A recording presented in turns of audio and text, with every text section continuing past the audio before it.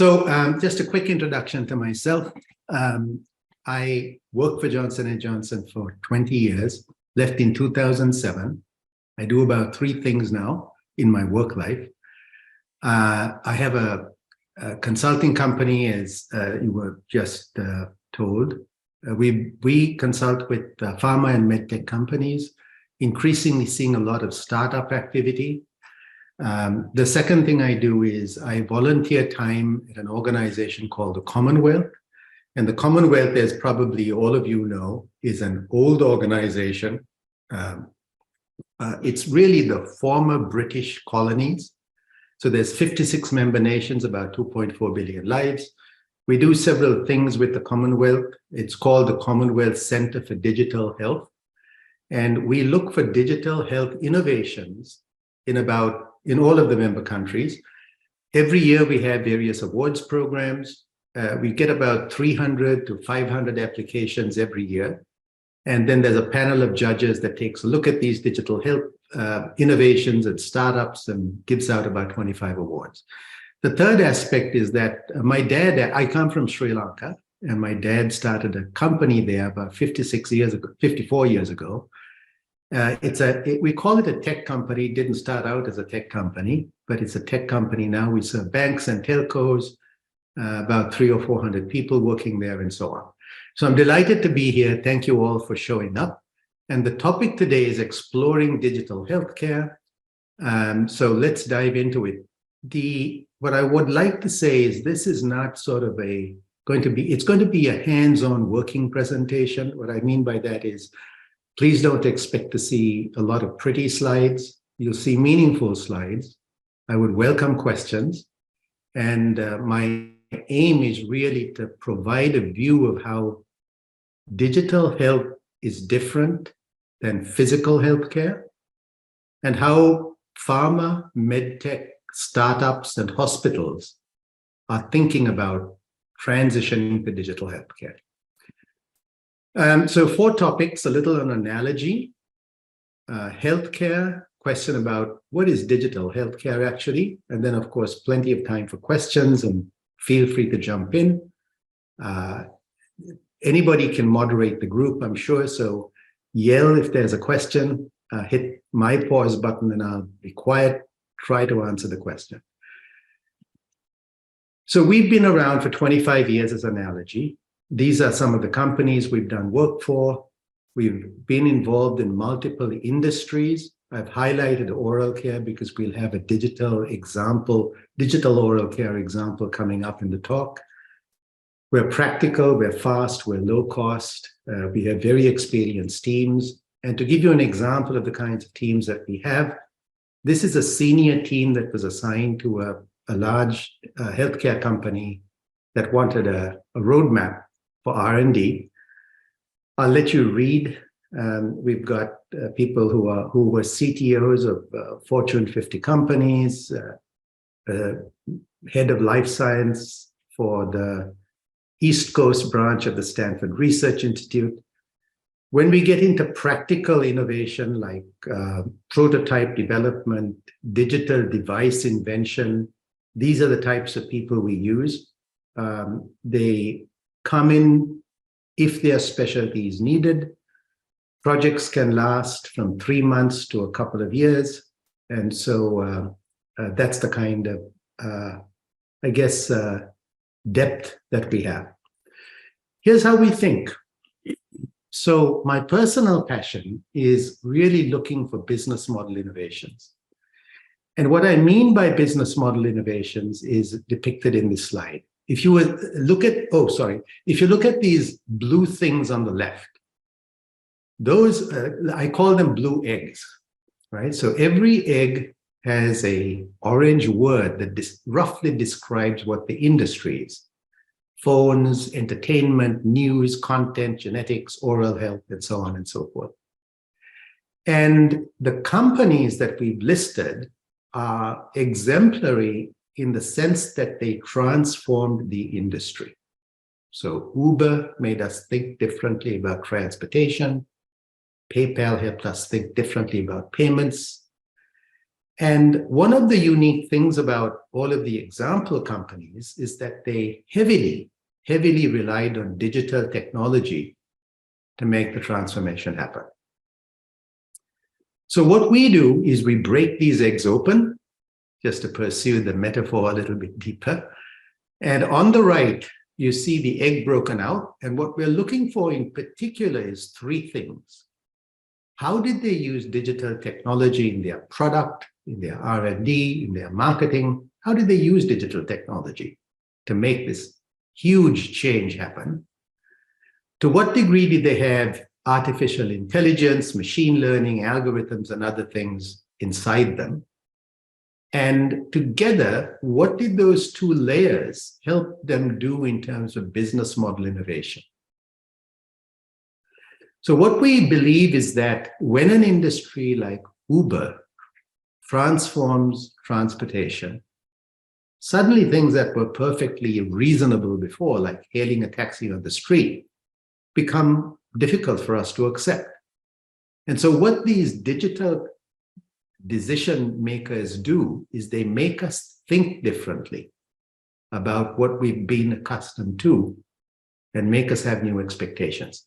So they not only transform the industry, but the way they do it is they transform how you and I think and what we really want from it.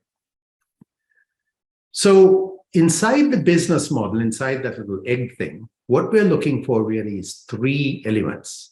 And we call these sort of the core building blocks or the fundamental elements of the business model. Right in the middle, there's a value proposition, which is how good is the product or service that has been transformed with digital technology?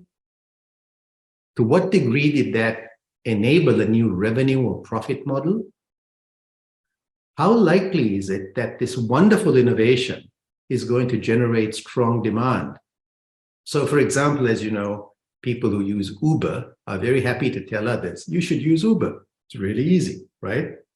Or Airbnb, and so on and so forth. And what they're getting is free demand generation rather than companies that have to pay a lot of money to acquire new customers. So how likely is it that your digital innovation is going to generate demand? And then finally, even if you get the first two things done really well, do you have a reliable supply chain? Can you produce the stuff that you want to produce reliably? Can you give users an unprecedented experience, something that's just new and immediately makes sense? Like Uber or Airbnb or PayPal and so on. And what it does with the value, what these companies seem to do with the value proposition is when you use PayPal or the Zoom service that PayPal has, if I have to send money to Sri Lanka, I almost just have to put the person's mobile phone number in, not even their bank account, mind you, just a mobile phone, send $100, click the button. I hear a click, and what it means is that the person's got the money. And what did I pay to get that service? $0. Zoom takes no money. I have no idea how they make money, but they don't take money from me to send the $100 over. Now, if I sent it over through my bank, Wells Fargo, what would happen is I would pay $45 for a $100 transfer, right? So what we do in analogy is we assess how good is the value proposition. And in this case, it's a pretend example, but in this case, the value proposition is only 10% as good as it could be, and so on and so forth. So that's what we do in analogy. We have diagnostic tools that go in quickly, take a look at this, and that's how we think. Now, what this new way to think about digital means is that we also are able to file intellectual property in new ways. So what you're looking at here, if you look at the traditional invention methods for all of us who have spent too much time thinking about invention, these are the traditional forms in which intellectual property is filed. You could have a method of use or design and composition of matter and so on and so forth. And what traditionally happens is that companies that think traditionally file very excellent patent, most excellent patents in this way. Now, what we find when we take a look at the tech companies is they think completely differently about how to capture value. They think about, can I, as Uber, make the rider do something different in the car that makes the driver happy? So it's really the consumer who's the rider operating in the car to make the payment, give the driver a tip, give the driver 5 stars, and so on and so forth. Now, when we intersect this kind of analysis and we take a look at, so how many patents are there for transportation that do this kind of thing? It opens up a vista of invention opportunities. So what we're doing is we're taking a look at the system and the method of use and all of that, but we're saying, hey, wait a minute, just on this line that Uber operates in, there's a lot of empty space with no IP. Now, most of the time, to be fair, these are terrible places to invent. You wouldn't want to waste your time trying to invent something there because it just would make sense. But there are the opportunities that you say, hey, wait a minute, these are very light in terms of the depth and quality and quantity of inventions. People are just not thinking about this new dimension of value. So everything from new ways to think about invention, new ways to file IP, digital has the power to transform a lot of stuff. Let's switch and talk about healthcare. So life expectancy is a common way to measure healthcare in a country. And probably all of us are familiar with life expectancy in the US versus other countries. But the second aspect that's also important to think about is, what is the national cost to achieve this life expectancy? So let's take a look at some numbers. So what we have here, item 1, is the number of years of life expectancy by country. So Japan has a life expectancy average of 85 years. And the second number is, what is the healthcare expenditure on average per person to achieve that life expectancy? So Japan in 2019 spent $4,360 per person to achieve a life expectancy of 85 years. So one of the things, so this is the top 20, right, in terms of life expectancy. So I began thinking, wait a minute, where's the US? It's not there, is it? So let's go deeper and see where the US might be. Now look at the number, the cost, relative to the other countries in our life expectancy band. Something's not right. I mean, we don't have to be healthcare experts to think about this. Something's not right. So what's going on? And this is quite eye-opening. It was eye-opening for me anyway. Perhaps it is for you as well. This is what's going on. What you're looking at here is something from Visual Capitalist. It's a beautiful chart. Hopefully it's not too hard to read. And it's looking at 20 years of consumer price changes, right? 20 years of consumer price changes. What you're seeing is healthcare is way at the top. And everything that has a digital chip in it has got less expensive. A lot. Right? So put a chip in it and it seems to get cheaper. You know, Moore's law, the cost of chips going down and so on and so forth. So when we look at what McKinsey did, it looked at US industries in the US, and it asked what industries are most digitized and what industries are least digitized. And you can see what's at the top. Media, not surprising, you know, TV, internet, all of that stuff, telcos, mobile phones, highly digital. Professional services getting more and more digital. We're having this meeting on Zoom. Finance and insurance getting more digital. But where's healthcare? Healthcare is way down. This is not the only reason, obviously, but at a meta level, it's sort of interesting to take a look at this data and try to understand, why do we want to care about digital? Why does digital even matter? So before we get to why does digital matter, let's take a look at what healthcare is about. So I've got this sort of slightly funny chart that says, this is what goes wrong with us. right? There are three major systems in the body. We have an electrical system that makes our nerves work and our brain work. And, if I stick my finger in the fire accidentally, I know that I should take it out. That's the electrical system. There's a scaffolding system, which unfortunately, as I get older, I'm more aware of as I get up from a chair and have to sit down and, so on. As Mark told me the other day, it's easier to fall down than to get up. So that's not a good sign. And then there's a plumbing system, right? Stuff has to move from one point to the other, and so on and so forth. So these are the three major systems that unfortunately give us problems. And here's how healthcare works. We have symptoms. There's a diagnosis that we go to a healthcare professional for typically. And what the doctor does is three things. They look at our history and ask, hey, how long have you had this knee pain? Did your parents have knee pain? Did you do anything silly like go play aggressively over the weekend, do some sport activity? Then they do an examination, right? They make us lie down on the exam table and do painful things like bend the knee that's already paining and ask us, how does that feel? And so on and so forth.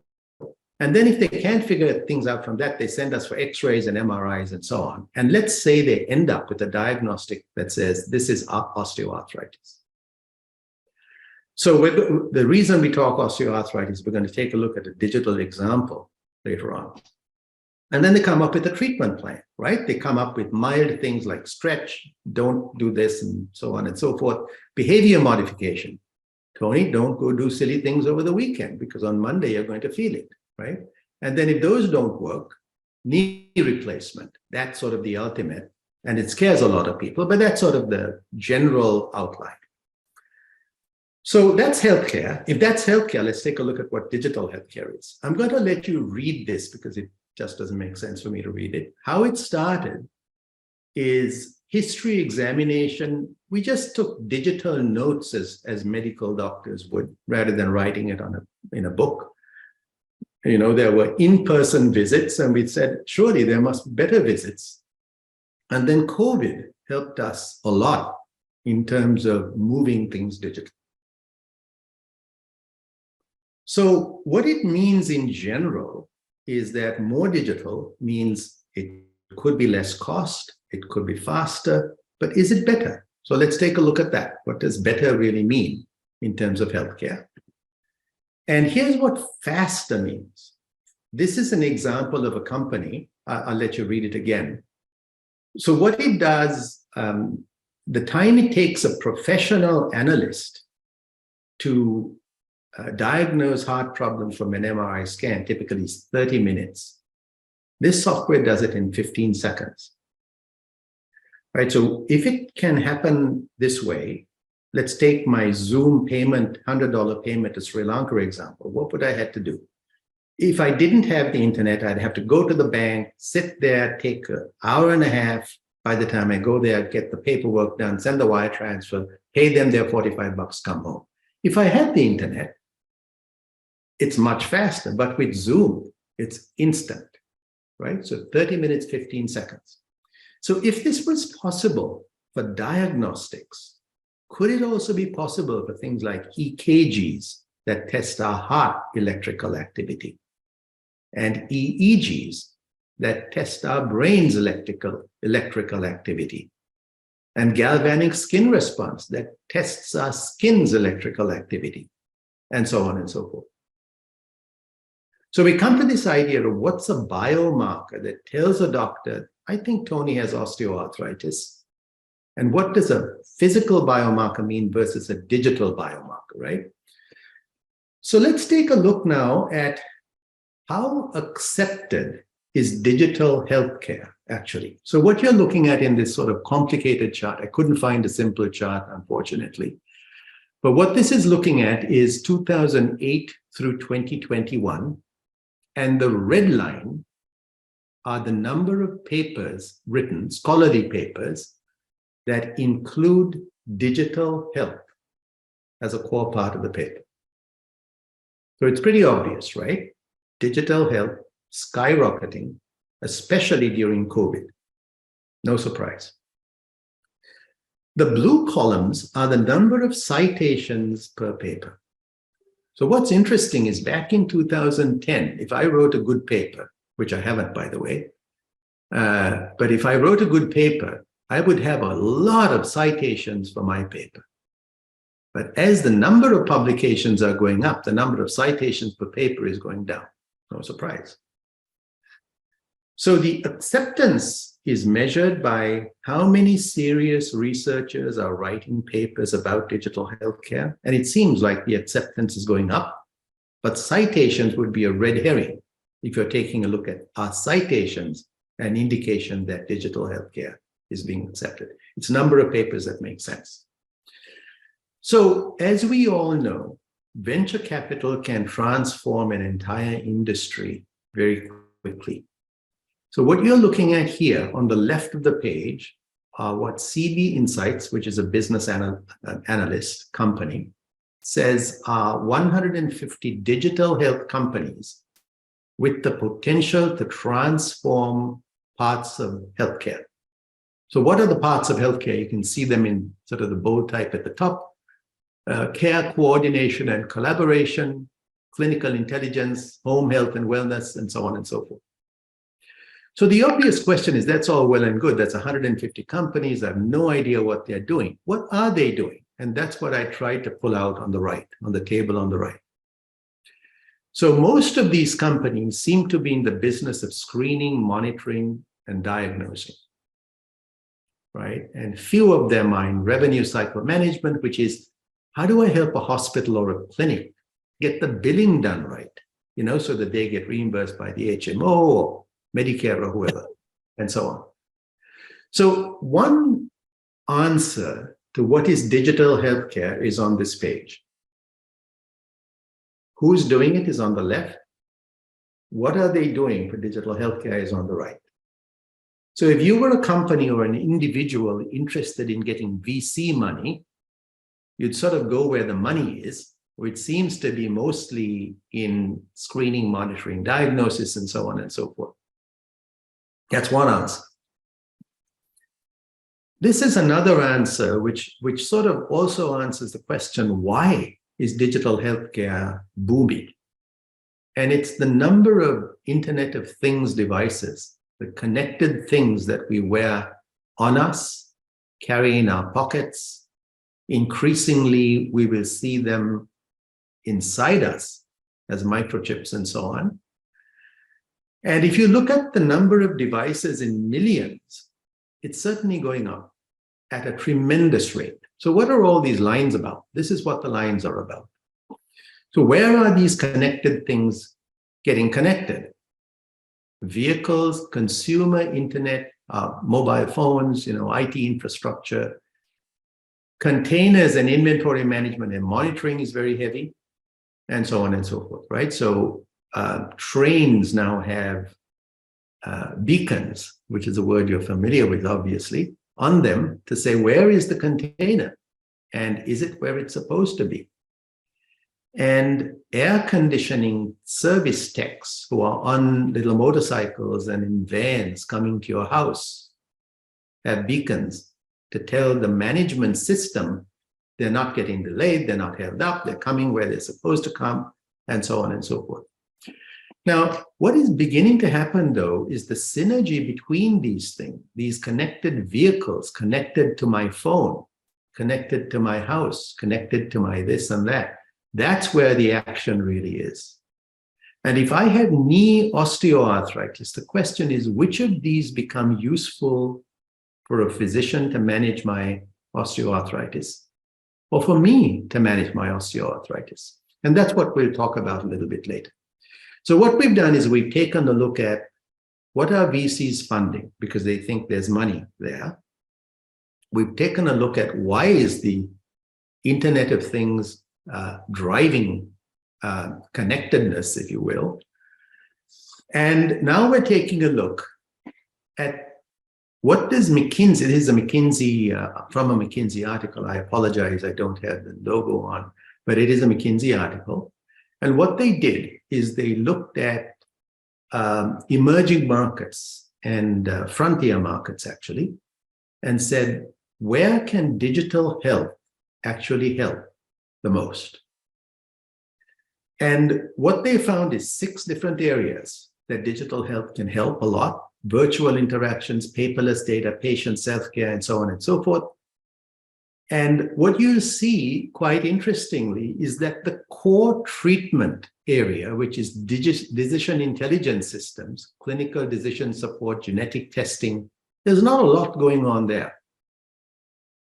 It's mostly about telemedicine and virtual assistants and how do I manage my healthcare records and so on and so forth, right?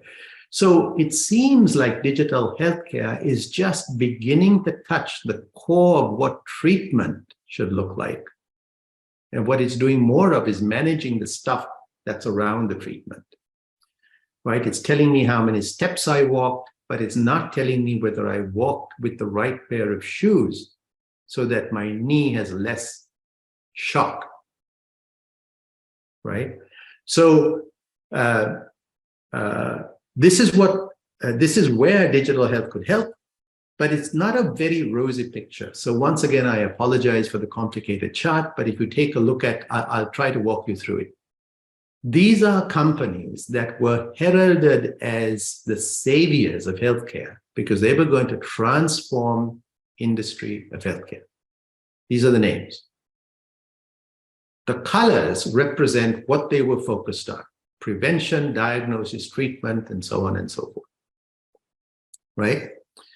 And the length of the line represents what they were worth when they went out to the public markets. So this company was worth $28.5 billion when it went out to market. What the chart on the right shows is what is their market cap today. So if JD Health was at $28.5 million, this line would go all the way up to 100%. So JD Health is at what? Let's say 80% of what its IPO value was. But take a look at the 50% mark. It IPO'd at a certain amount of value, and look at the number of companies that are below 50% of what their IPO value was. And the summary is more digital health is not always better, because 73% of these companies are currently trading at less than half of what their IPO value was. So what does it mean? These companies promised, I can get 100,000 or 1 million or 10 million or 50 million patients using my service. And the investors bought it. The VCs on that chart with all the logos, they bought it. They said, I believe you. And instead of 1 million patients, maybe they've got 250 patients. It's a direct reflection of their value today. So take a look at the companies that are doing well, and you see one word that's standing out a lot: AI in China. China, biotech. India, insurance quotes. Amazon. Amazon is getting into healthcare in a big way, as we know, and so on and so forth. So there's a lot of US activity as well, but just sheer population base. India, biggest population in the world. China, second biggest. The opportunity for digital health to create and capture value is huge, just based on population alone. Right. So what's digital healthcare? By the way, if there are any, I'm not paying attention, so if there are any questions, perhaps somebody could let me know. So let's take a look at digital healthcare. I'm going to take in what might be sort of an odd but interesting view to explain what digital healthcare means. I'm going to contrast how companies that specialize in physical health, traditional pharma, medtech companies, which are enormously valuable, enormously successful, the Johnson & Johnsons, the GSKs, the Mercks, how do they think? And they think in terms of chemistry, biology, and physics, devices, right? Surgical instruments and so on. And what they have is what I call physical DNA the way they think, the way they approach distribution, the way they approach product development is all based in physical things, chemistry, biology, physics. And then let's look at digital health companies, because in their DNA, they don't think about the physics and the chemistry and the biology in the same way. They think about it, to use an overused cliche, in bits and bytes, if you will. They use digital technology. And let's take a look at what the big difference is between these two. So I'm going to use real examples. These are not made up. These are actual examples. But one example of digital health is how a pharmaco and a hospital thinks. So let's look at osteoarthritis. It's the most common form of arthritis. It has no cure and frequently occurs in the knees, hips, joints, basically. And it is also well known that behavior change can improve quality of life and make the disease get worse at a slower pace, but it cannot be cured. That's osteoarthritis. This is what is known as, I'm sure as all of you are very familiar with, it's called a patient journey. And what it's looking at is what a patient has to go through from the time they get symptoms to say, why is my knee painful? They go to the GP, right? And the GP helps them try a bunch of things and say, don't do silly things on the weekend, and, get up and walk and don't sit for 6 hours at a time in a chair, all kinds of stuff. And it goes on and on and on. And this is the world of pharmaceutical companies, pain medications, advice about what to do. That's the world of pharma. And then suddenly at a certain point, I say, Doc, I can't deal with this any longer. I got to do something. And that's the point at which the GP says, fine, you're going to have to consider a knee replacement. And at that point, the hospital kicks in and medtech companies traditionally kick in. Let's take a look at how pharma companies think about osteoarthritis. So DNA1, traditional pharma company, and obviously I'm exaggerating greatly here. It's not that physical health companies don't think about digital. Of course they do, but in their DNA is physical stuff, right? So how do they think? So here's how an R&D team would actually think. We work with teams like this. Analogy works with teams like this. So it's familiar territory to me. So the problem that they focus on, what's the condition? Osteoarthritis. What's the problem? Inflammation. What's the problem? Inflammation causes pain, redness, swelling. That's where they start. And this may be 3 people, 6 people in R&D who have been told by their boss, figure out something new for osteoarthritis inflammation. And then they go to this picture, which I did through. These are the symptoms of inflammation. There could be redness. There could be a temperature change, typically. There could be swelling because things leak out of blood vessels and cause swelling. And there's other people let it go on for a long time. And unfortunately, there's also pain.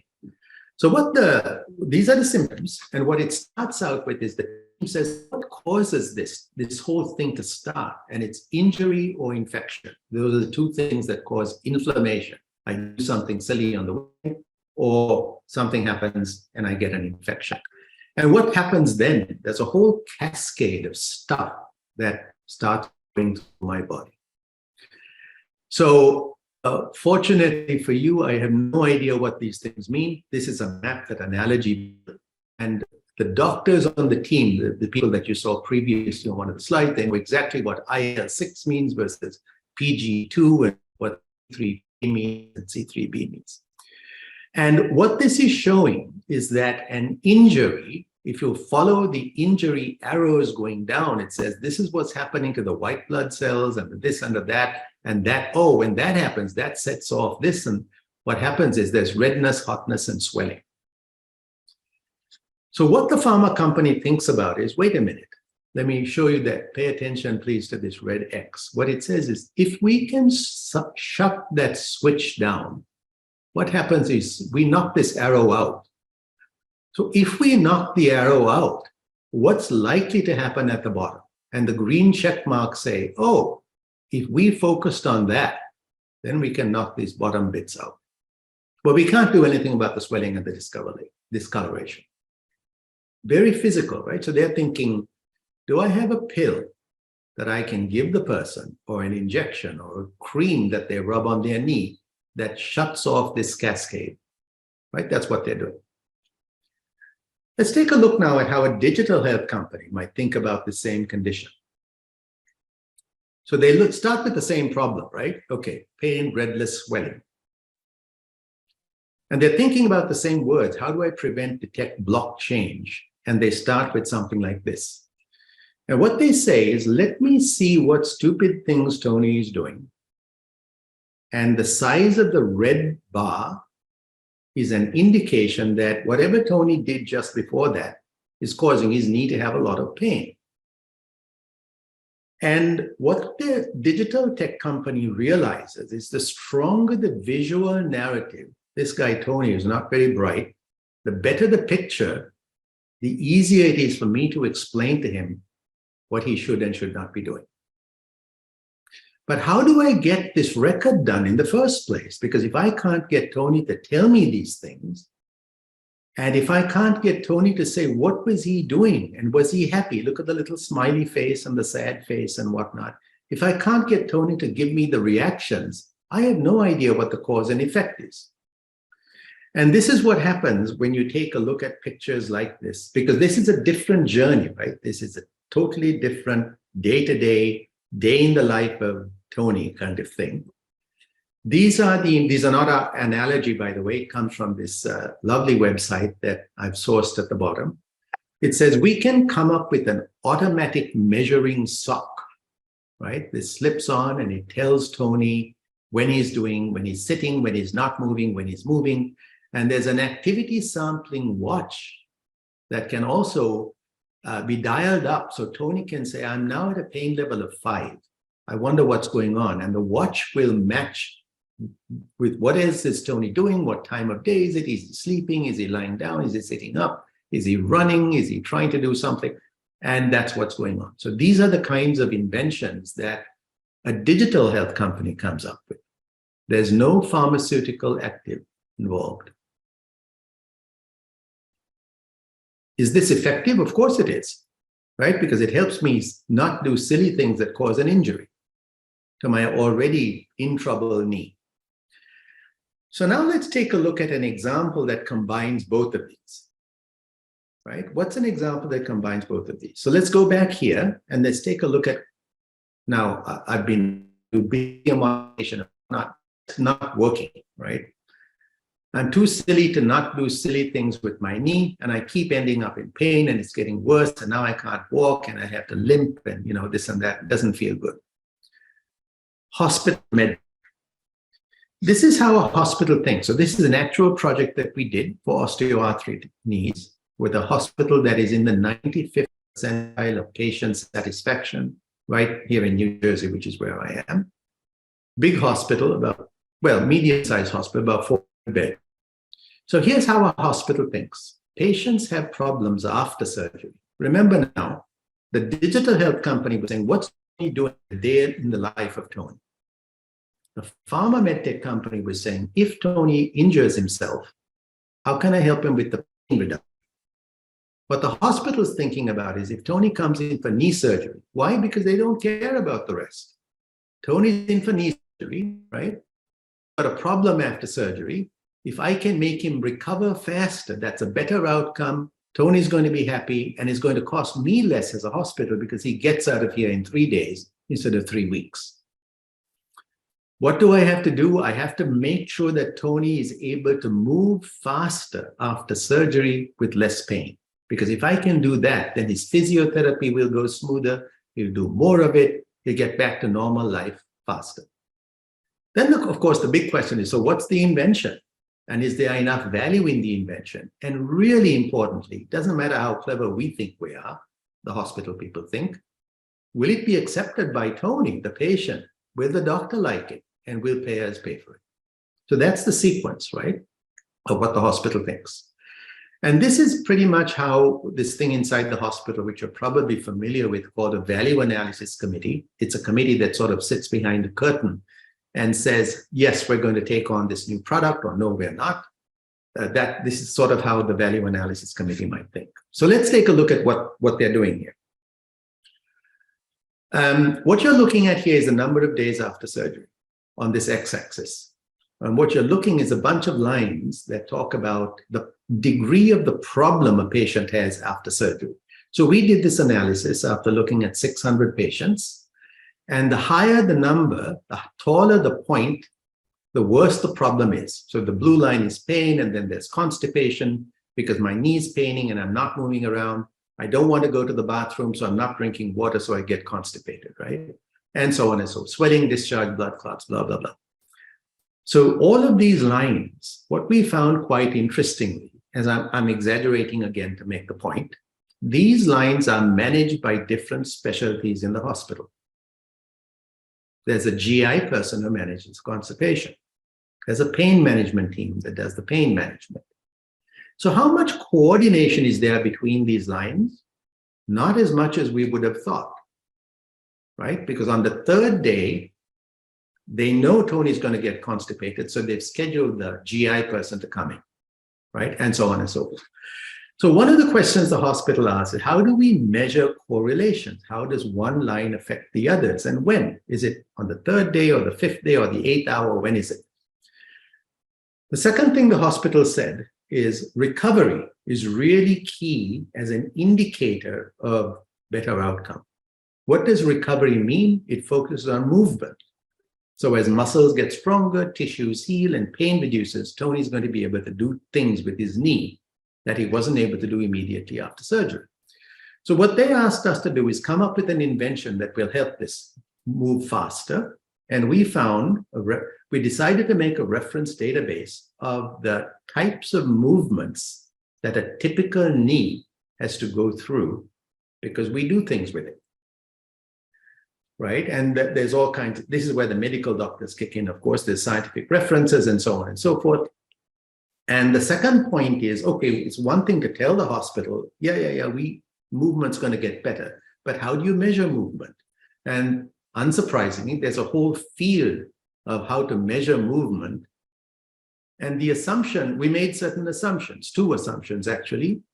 Painless movement is important, and measuring progress is a good marker of a clinical outcome because the patient's going to think, I'm moving without pain, so it's easier. I had a good surgery.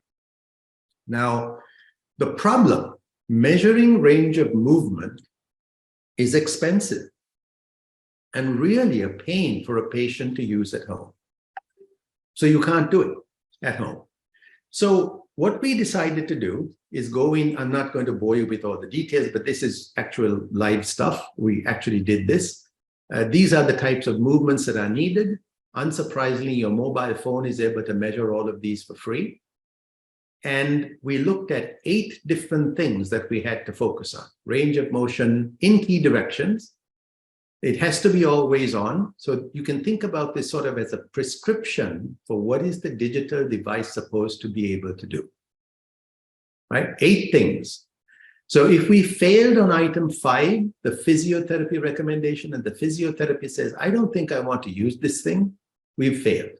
So these 8 things were sort of a report card on how good is our invention going to be. This was the invention. We came up with an automated brace that could be used by the patient at home. It was Bluetooth enabled, and it had a gyroscope in it because this gyroscope was able to measure the directions and so on. So what does it mean? The physiotherapist could be in the hospital. It's COVID, so he can't come home or she can't come home. And I've just had, let's say I've just had knee surgery. The physiotherapist, she sits in the hospital and says, Tony, I want you to lift your knee lifts to 30 degrees only, not more than 30 degrees, 10 times. What happens is the program prevents this from being lifted more than 30 degrees. So automatically, I cannot hurt myself by trying to move it 50 degrees. It can also count. Right? It knows, hey, Tony said he did 10 lifts, but he did only 8. And that's what the device is supposed to do. So the end question that the hospital wanted us to focus on is, will patients and doctors and so on actually like it? So we did research with the patients, And we also looked at 91 studies from a meta-analysis that was done, fairly recent, up to 2021. And we found that patients seemed to like it, but they also had some concerns, right? Many patients who were older said, I'm not sure I know how to use this thing. I can do it in the hospital, but will I be able to do it at home? Who's actually looking at this thing? What's the privacy around this stuff? And I have a problem with a certain language, and I want it in my own language. And can I do that? And this and that. Or I'm hard of hearing, and I don't hear the buzzers and the beeps that this the buzzers and the beeps that this thing is doing. Is there some other way that I can get notified, and so on and so forth?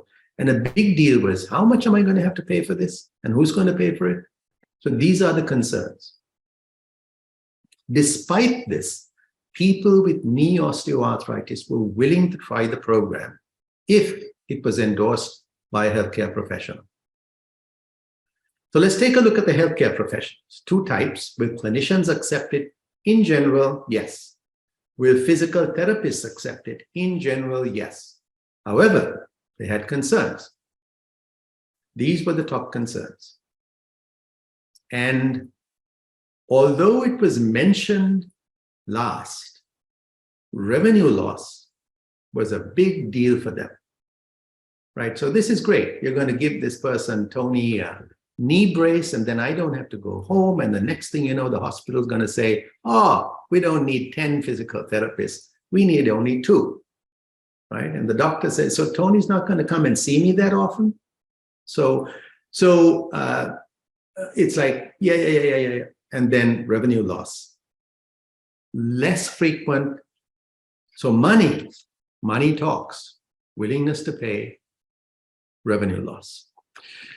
So now let's take a look at an example of how a big pharma company thinks. And this is an oral care example. So this is a 14 billion multinational who wanted a new growth plan for their global pain franchise. And I'm going to try to explain how digital healthcare works for oral health. So the usual plan with a big company that has sort of its own eccentricities or unwritten rules that you have to operate by, whether you like them or not, is you have to agree on a plan with the client. We're going to take a look at each of these in a little more detail. Agree on a plan that the client likes. Build a database of emerging science breakthroughs for pain management and, in this case, oral care. Have an expert review, because they have to have sort of gold standard evidence. And what that means is perhaps 70% of the ideas you come up with are not going to pass their sniff test. We end up with about 25 to 30 innovations, and we scorecard them using the criteria that the expert said we have to use, and then we end up with a few ideas. So this is the plan. This is not confidential information because I haven't said who the company is. This is actual data. So they wanted to look at self-care conditions in oral care. Like, they don't want to disrupt something and make, like tooth extraction. Don't want you trying it at home. We had to do deep research, propose at least 50 innovations, scorecard using a set of criteria that we didn't know what they were, but they would tell us what they were. Then we come up with 2 types of things: individual projects or platforms. So a platform would be, how do I use imaging to do gum health, and are my teeth white or not? Are they straight or not? Do I have erosions? That's imaging as a platform. And a project would be something much more specific that results in one product, rather than a technology platform that could be applied to many products. They had various stages and gates. They wanted 5 gate 0 projects and 2 gate 1 projects. And they said, this is the goal. In 3 to 5 years, we have to get 125. It's a British client, so they had to get 125 million pounds. So what we did is we went through with medical statisticians and medical professionals in the field and dentists, and reviewed a whole bunch of scientifically validated papers. We looked at data from over 100 clinical trials. We had discussions with 4 major research houses, including national labs, and we did deep dives into 30+ oral health startups that were operating in the space. And what this resulted in is a set of themes and platforms that we thought we could use for the inventions we came up with. So there were three types. One was hardware and software. One was sort of social science, emotional stuff, neuroscience, and genomics. And then the hard physical stuff, right? The physics, the biochemistry. This is sort of the DNA one companies. And then we asked the client, so how comfortable is your R&D team with this? And they said, we don't know anything. I mean, I'm exaggerating again, but they said, we're not very good with this. Our R&D team inside is not brilliant at this stuff. This, we think we're okay with it. And this is great. We know everything that needs to be known about the physical DNA. That's what came up from there. The next thing we did is we said, now it's one thing to say, these are the themes, but what exactly are we going to do? How are we going to use it? So we had to get a bit deeper. And you can see digital healthcare was quite important because it helped pattern recognition. Are the teeth getting whiter or not? Are they getting straighter or not after the orthodontist did their thing? What's beyond the pill value? So, beyond the pill being there's an active ingredient. Is it helping the person live a better quality of life? Does the person think they have a healthier, more beautiful smile? Is the oral microbiome getting healthier as a result of the treatment we're doing? Or is our mouthwash completely disrupting the oral microbiome? And so on and so forth, right? So this is what we did. And you can sort of look at the words down here, which are all focused on how do you diagnose, detect, predict, treat, and so on and so forth. So then we had to come up with a framework that aligned us with the R&D team and how this big company thought about oral care. And here's how they think about oral care. One part of their thinking is we got to get rid of bad stuff that's in the mouth, right? Cleaning and freshening, toothpicks, floss, and so on. Then we have to maintain a healthy, problem-free mouth. Extra benefit flosses, paste, fluoride, therapeutic rinsers, sealants, and so on. If there's a problem, we may have to help fix the problem, an implant, a crown, a root canal, a filling. And then there's this sort of slightly shaky space that nobody quite knows what to do with, which is enhance. A beautiful smile. There are age-related concerns. Maybe I have to use dentures, and how do I make life easier with a set of dentures and so on. So these are the four big ways that they thought. This was how they thought about their brand, how R&D thought about stuff. They said, this is what the size of our business is in each of these areas today. And then what you're looking at here is a fairly interesting map that takes healthcare problems here and beauty-related problems here. So whitening, veneers, beauty-related. Hypersensitivity to cold and hot drinks, gum disease, health-related. And what's the state of the industry today? Which require a professional to do something in their office? And what can be done at home? Right, so this is the map. And then we asked the question, because they wanted us to focus on digital, we asked the question, where is digital happening? And how is it moving these things to different places in the industry? Right, this goes back to the blue eggs and how Uber or Airbnb transforms an industry. This is where the little startups funded by venture capitalists are doing their thing with digital stuff. When something moves from one quadrant to another, it's a big deal, right? It's like me saying, now I don't have to go to the bank. I just use Zoom, right? And it's cheaper and more friendly and faster for me. These arrows were important things for us to pay attention to. And it was a judgment call. So it's not sort of highly with metrics. And what we focused on is we want to take the office visit, which obviously has to happen in the office, in the professional's office, because the time was COVID. And what happened during COVID was moms stopped taking kids to the dentist for obvious reasons. But they were still worried that the kids were eating and drinking rubbish and their teeth were going to fall out. So they needed to have some way to tell, are my child's teeth going bad or not? And how do I tell that? So what we did is what I'm going to explain. The big company told us, look, here's how we think about age-related concerns. So they took this is all the problems. I'm sorry to tell you that these are all the problems that you could have at some time in your life. And what they did is they grouped them in terms of frequency by age and stage. And then they told us, look, just focus on these things. Don't worry about the rest, right? So that's what we did. That's how they helped us focus. And what we focused on finally was something that was called unbundling. This is an example of how you unbundle a family doctor with digital stuff. Look at the words in the circles, right? On-demand consultations, remote patient monitoring, all digital type stuff. And these are the little companies that you saw before on that map that are now mapped against this. So imagine that there was a similar picture that said, how do you unbundle the family dentist? And one of the things that you would do to unbundle the family dentist is make the dental visit, the routine dental visit, happen at home. How do you do that?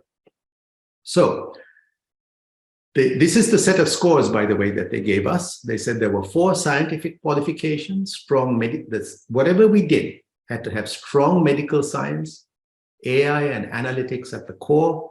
It had to predict at a personalized level and intercept at a personalized level. And there were 4 business qualifiers. The last one being it had to fit with what our R&D team knows how to do.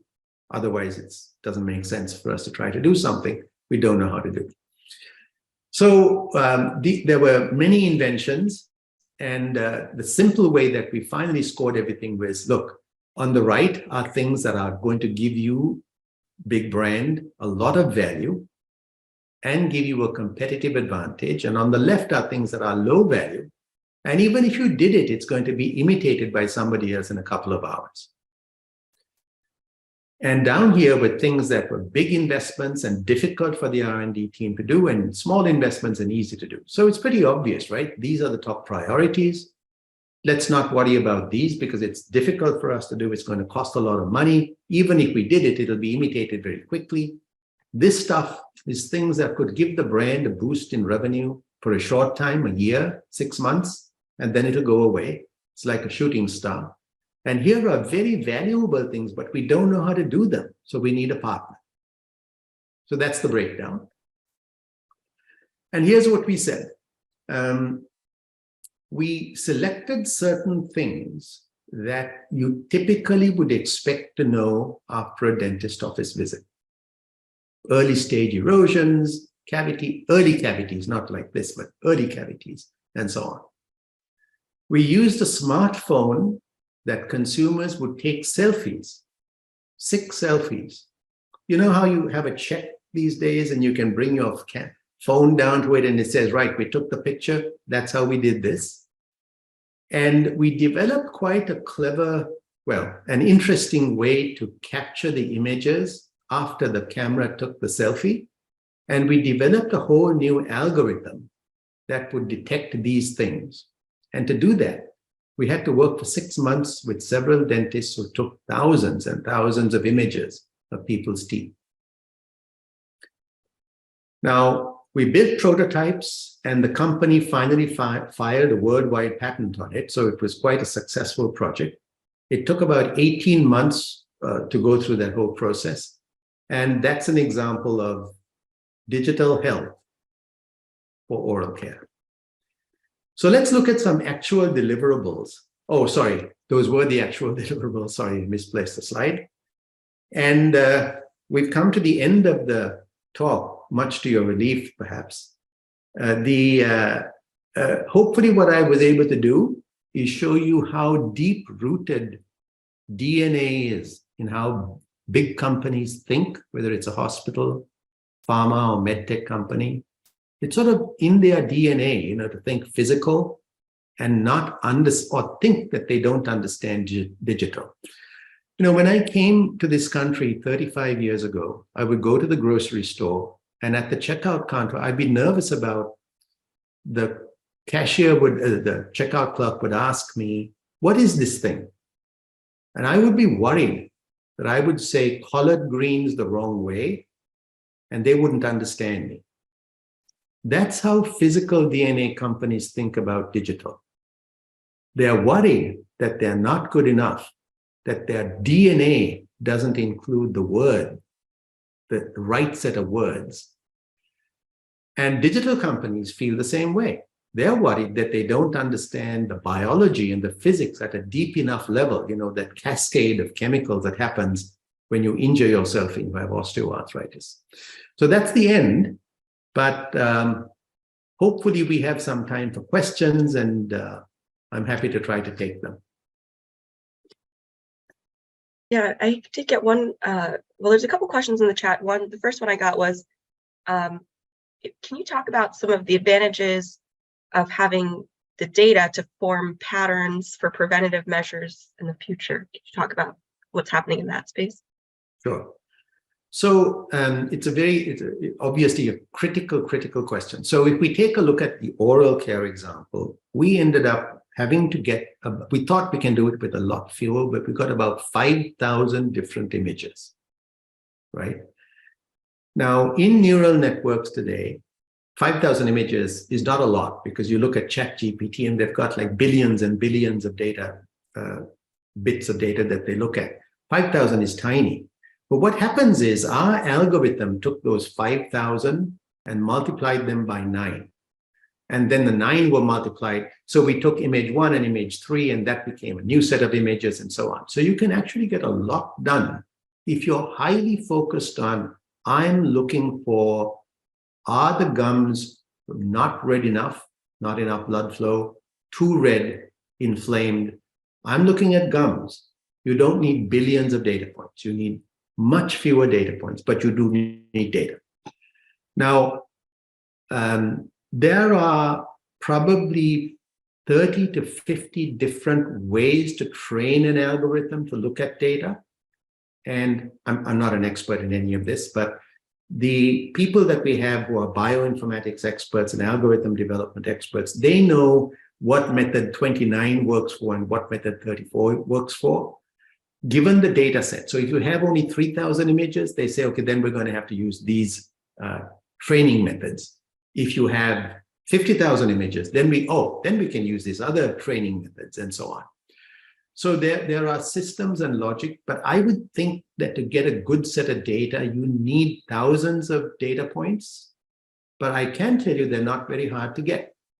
A dentist with opting in patients is able to collect, let's say, one dentist can get 300 images in 3 months very easily.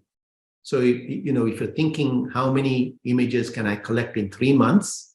Just multiply the number of dentists times 300, and you've got a small set of dentists who can collect 5,000 images in 3 months. I'm happy to take follow-ups if that didn't answer the question, but hopefully that did.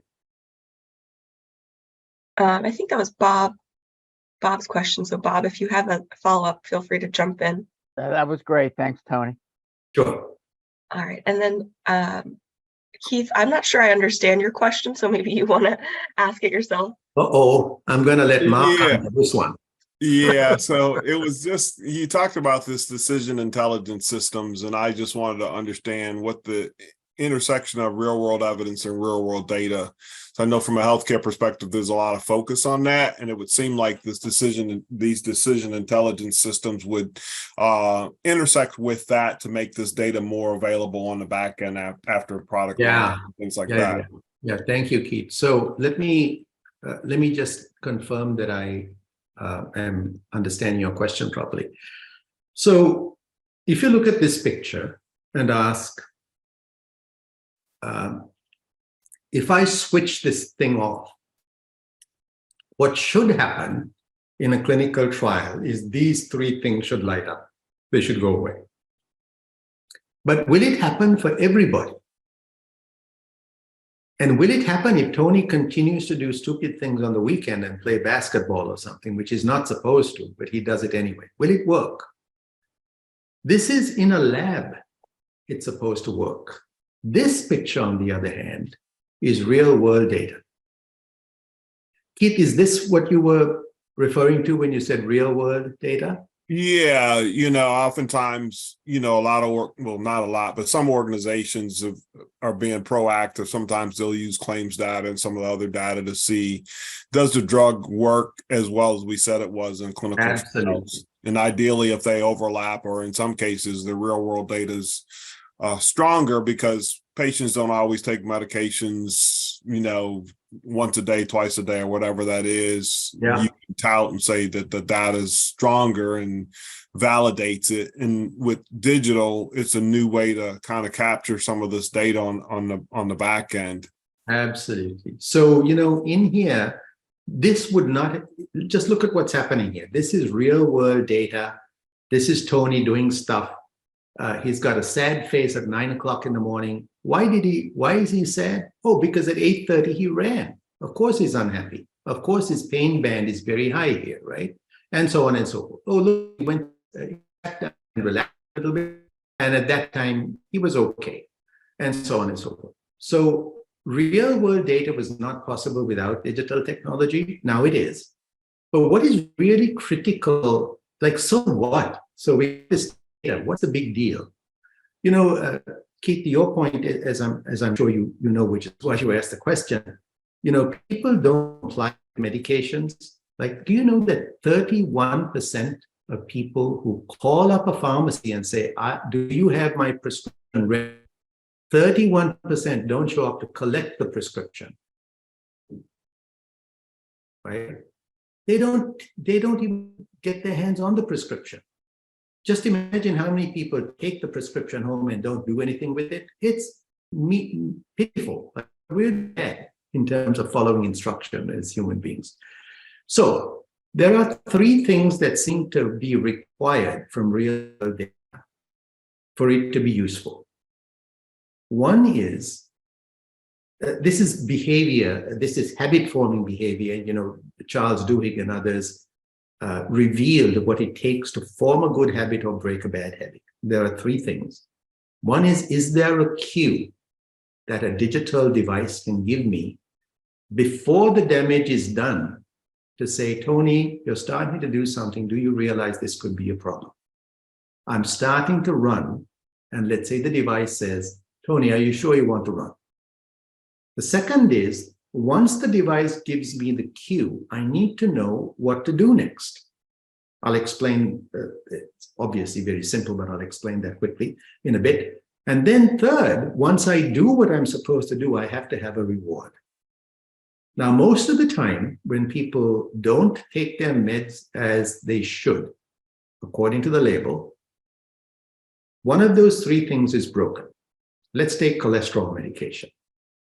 Do I have a cue to remind me? Let's say I work hard and I say, after dinner, that's when I'm going to do it. And it becomes a habit.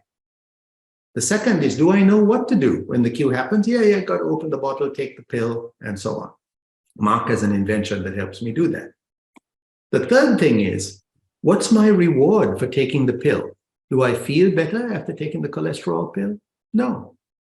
So there's no reward, which breaks the possibility of forming a good habit. Let's take oral care. I wake up in the morning and I know my wife's not going to talk to me until I brush my teeth, right? So my mom comes into my head because she taught me I have to brush my teeth. So my cue is my mouth doesn't feel good. I better not talk to my wife right now.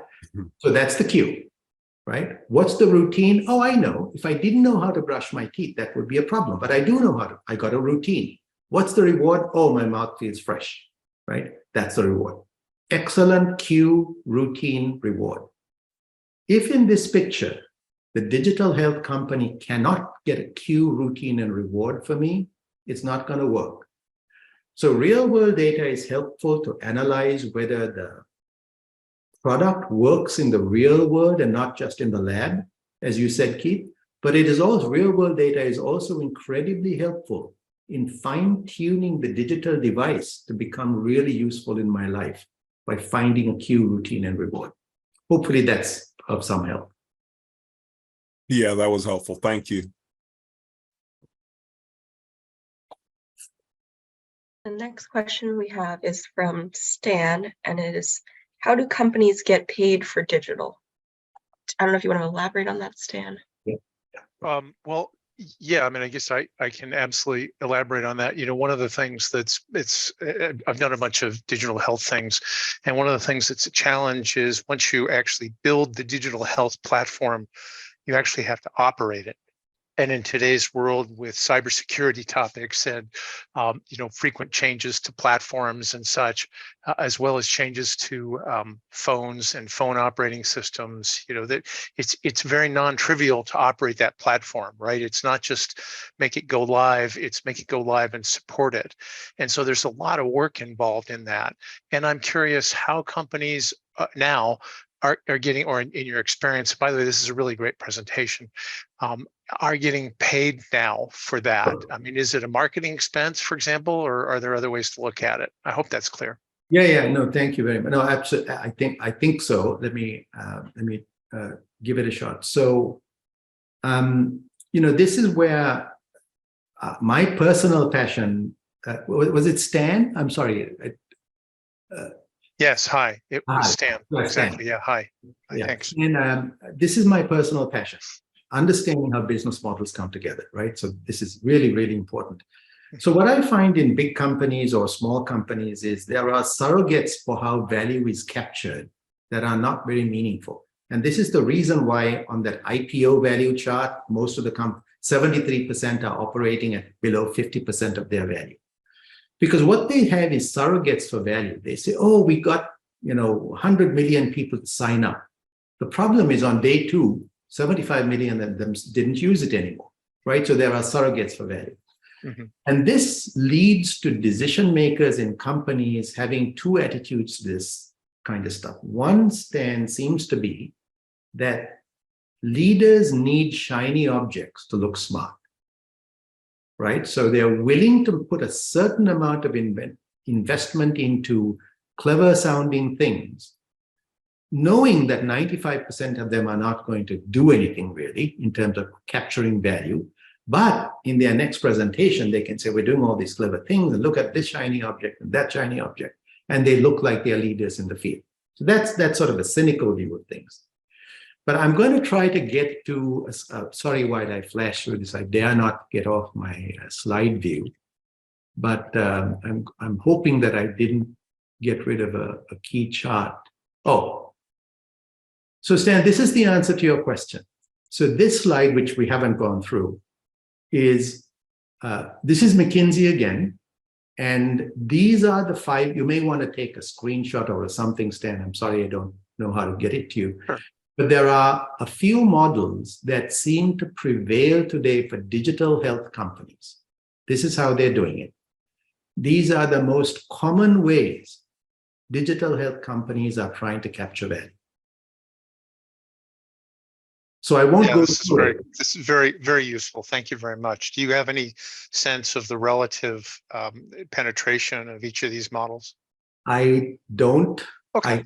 I don't. I'm sorry, I don't. But what I would suggest, Stan, I'm happy to take a call afterwards or something. But if you said, okay, I'm looking at knee osteoarthritis and a gadget that does something, or an oral healthcare gadget that does something, there's probably a way to sort of map this against what the benefit areas are, mm-hmm. and ask a question. Are we trying to help a payer, like an insurance company, or a patient who has to pay out of pocket, or a pharma company that's going to use it as a marketing investment, or a provider, a dentist or a hospital or somebody who has to provide this service to the patient? Those 4 stakeholders typically are the people that you would serve, some group subset of those. And then if you put those as columns in a table, like those 4, and you had these as the rows, you would be able to, sort of check mark the cells to say, I think this value capture mechanism would work for those different columns. depending on which column you primarily wanted to serve. That's how I would approach it, but I've not done it, so I don't know. That's fine. And I think this is all, I mean, ultimately what I'm getting is follow the money, Yeah. ultimately, right? Yeah. Thank you very much. Excellent Yeah. presentation. Very well done. Can I make a quick comment? Of course. Yeah, so, for example, on this first one, prescription digital therapeutics, I know one of the challenges around this is the lack of pathway, or the government continues to try to use a pathway that's very similar to drugs. Because I know that Pear, I know they ended up laying all of their people off. I'm not even sure if they're still in existence. And so one of the challenges, while they had concept to market was really strong, talking to several people, they felt, at least in the digital pathway, that Pear was kind of the leader in showing us how it should be done, and then they went away. So I think that's one of the challenges, is that conceptually to market what they had made sense, but the inability in working with government agencies, so on and so forth, getting reimbursement, all of those things were really big challenges. So I think that is definitely one of the things, at least on that first avenue, that stands in the way of some of these. Absolutely right. Pear Therapeutics did some things that were really fundamentally important for us in healthcare. I believe that it was their effort around using software as a medical device. I mean, the whole term software as a medical device came into existence because Pear influenced it, right? So it was a massive shift. How can software be a medical device for behavioral health and so on? And what they did was the FDA woke up, and they have a fast-track path to approve software as a medical device, which Pear was, I believe, highly influential in. So as you said, Keith, it's a huge value that they created. Unfortunately, their value creation, which was magnificent, did not match the way they were able to capture value for themselves, right?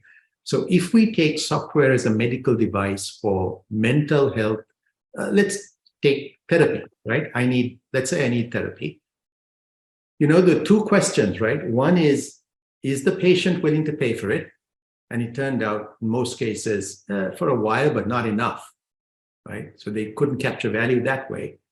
And the establishment, the psychotherapists and the therapists who would have charged me, umpteen dollars for 45 minutes, were not happy with it because it was taking money away from them.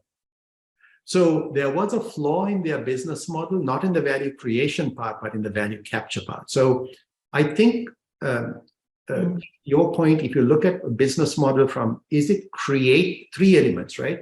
Is it creating enough value for somebody? Are they able to deliver the value right? Absolutely, yes. Pear did both of those. The third is, are they able to capture enough value for themselves, which is Stan's question at the back end. Pear failed in that. So they got 2 out of the 3 right. Unfortunately, in healthcare, as we all know, you got to get all 3 right to succeed. So Pear failed on number 3. I would completely agree with that. Tony, Harriet has a comment she wanted to. Yeah, I'm just going to be really as succinct as possible. Tony, I thought your presentation was spectacular. And the fact that you're focusing on value and not just revenue generated, I just really appreciated that you did that, because I think that sometimes we get lost in the whole money part of it. And I began my career as a nurse and then went into pharma for 20 years, 15 at Johnson & Johnson. And having worked in R&D and then in global health, I saw what happened when J&J tried to bring in those digital tools. And I saw the fear, and having worked in global health, that was the people who were putting those digital tools out to get them accepted. It was really challenging, even though, on the back end, it was going to be so important and valuable to the person, not just to the company. And I think, for me, the big light bulb went off was when they showed a video at J&J of how they were using these digital tools out into rural areas around the world. And I think, I thought it was wonderful that you brought in your examples that people can relate to regarding knees and teeth. But this is so much larger of a global impact to increase people's well-being that, I look at it, of course, from that perspective and not the money that's being generated. Right. And That's very yeah, well. so, and So I mean, having been at the Harriet? bedside, and seeing somebody's a monitor, on somebody being used, and I was like, what is that? I mean, as a person who's been in healthcare 40 years, I had no idea what it was. And they said, oh, this is digitally going in real time to the physician so that their doctor knows what their glucose levels are, so they can adjust their insulin in the hospital. I've never knew that this was even capable. So I just found your presentation so enlightening and great. And I think at the bottom of it, I think you have heart in it and not just money. And I appreciate hearing that. Well said. Thank you. Is it Harriet? Is that? Yes. Okay. Thank you, Harriet. Much appreciated. And perhaps we have a couple of minutes left. Just as an example of this, in India, I'm sure everybody knows about Arvind Eye Hospital. And what they do is they cataract surgeries, which are obviously so simple for us, cause blindness, are a leading cause of blindness in countries like India for hundreds of thousands of people, just because they don't get cataract surgery in time, which is, a crime when you think about it. So the problem with India is, with 1.6 billion or something people, the most populated country in the world, it's very difficult to get good ground coverage of how do you tell a person whether this is a cataract or something else. So what they have is these buses, big buses, stuffed with technology that go around village to village.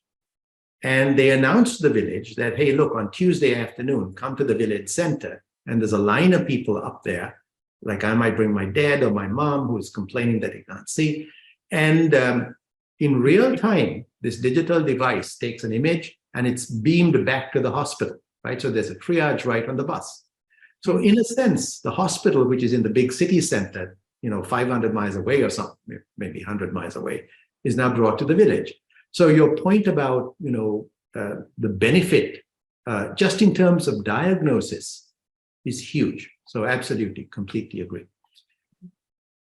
Zoe, how are we doing? Do we have more questions? Are we out of time? I don't see any others in the chat. If someone else has one, feel free to jump in. We have about 2 minutes, but all the most recent messages are just saying excellent presentation, great discussion. So it's all praise for your wonderful presentation in the chat right now.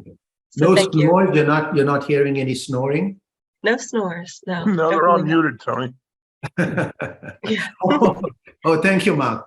Big boost to my confidence. The snorers are on mute. That makes sense. Yeah. Okay, so listen, I'm happy to take follow-on questions or anything that you would like me to do, Zoe. And thank you so much for taking a morning hour, 90 minutes to listen to me. Tony, Yes. excuse me, do you want to put your email in the chat or something like that? If I knew how to do that, I would. I don't know how to do that. So It's like asking a question, I think. So we can send it out to everyone afterwards. Okay, yeah, please yeah. do. Yeah, because I think you may find there's some people who want to just continue some discussion with you, because I think even just the question and answer period we had here was really enlightening. So no worries. I'm happy to do it. I'll talk to anybody who's happy to listen. So that's Beacon is the premier executive networking organization serving the Mid-Atlantic region.